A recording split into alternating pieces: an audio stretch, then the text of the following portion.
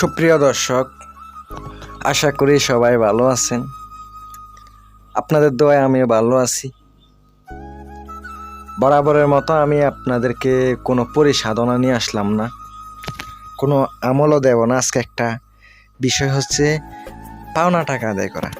অনেকে আমাকে বলছেন, ভাই অনেক মানুষ থেকে পাওনা টাকা পাইতেছি কিন্তু কোনোভাবে দিচ্ছে না। তাদের জন্য আজকের এই ভিডিওটা। ওই ব্যক্তি আপনার কাছে এসে পাওনা টাকা দিয়ে যাবে, কোনো কিছু বলতে হবে না, নিজে এসে আপনাকে দিয়ে যাবে। এটা অত্যন্ত পাওয়ারফুল একটি কাজ, কিন্তু খুব ভয়ঙ্কর একটি কাজ। ভালো লাগলে আপনি করতে পারেন, আমার মন থেকে অনুমতি থাকবে। নিজের কাজ নিজে করুন ভাই, অন্য একজনকে কাজ দিবেন কে? কবিরাজের কাজ দিতে যাবেন কে? আমি বলবো না যে আমার কাজ দেন। ভালো লাগলে আপনি ফোন দিয়ে কাজ দিতে পারেন, না লাগলে ভাই দেওয়ার দরকার নেই। কথা হচ্ছে, আমি বলবো, আপনারা অনেকে আছেন আমাকে ফোন দিয়ে অনেক বিরক্ত করেন। এত বিরক্ত করলে ভাই আমি নাম্বার দিতে মন চায় না, নাম্বার একবারে নিয়ে নিতে মন চায়। যদি আপনারা মনে হয় কাজ করাবেন তাহলে ফোন দিবেন, অযথা ভাই ফোন দেওয়ার দরকার নাই।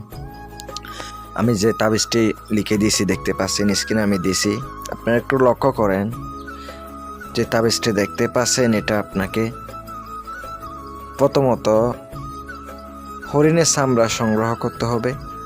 3টা চামড়া সংগ্রহ করার পর 3 টুকরা, অনেক দাম পড়ে। এই 3টা চামড়া যেভাবে হোক সংগ্রহ করবেন। ওখানে নকশাটা শনিবারের দিন লিখবেন, একটা কলম দ্বারা লিখে সুন্দর করে, জাফরানের কালি দ্বারা লিখে সুন্দর করে আপনি নকশার নিচে পাওনাদারের নাম, দেনাদারের নাম লিখে দিবেন। এবার আপনি সুন্দর করে লিখে দেওয়ার পরে এবার আপনাকে কি করতে হবে, এই নকশা 3টা জাগ্রত করে নিতে হবে। আগরবাতি জ্বালিয়ে এর ধোঁয়া দিয়ে সুগন্ধি করে নেবেন, একটু সুগন্ধি দিয়ে দিবেন। একটা গুরুস্থানে যাবেন, কবরস্থানে পুঁতে দিবেন। আরেকটা আপনি নিচে সাথে রাখবেন, আরেকটা হচ্ছে আপনি আগুনের নিচে পুঁতে রাখবেন যেন গরম হয়। এতটুকু আপনার কাজ। কিন্তু এই কাজটা করতে গেলে আসন কইরা করবেন। নিচে আসন সাজাইয়া গোলাপ জল ছিটিয়ে সুন্দর করে বসে কাজ করবেন, অবশ্যই কাজ হবে, আমি অনুমতি দিলাম। আর যারা আমার মাধ্যমে দূর থেকেও করাইতে পারেন অথবা যে কোনো জিনিসও পাঠায় থাকি পাওনা টাকা আদায় করার, ইনশাল্লাহ নিতে পারেন, অবশ্যই কাজ হবে। সকলে ভালো থাকবেন, সুস্থ থাকবেন। আসসালামু আলাইকুম ওয়া রাহমাতুল্লাহ।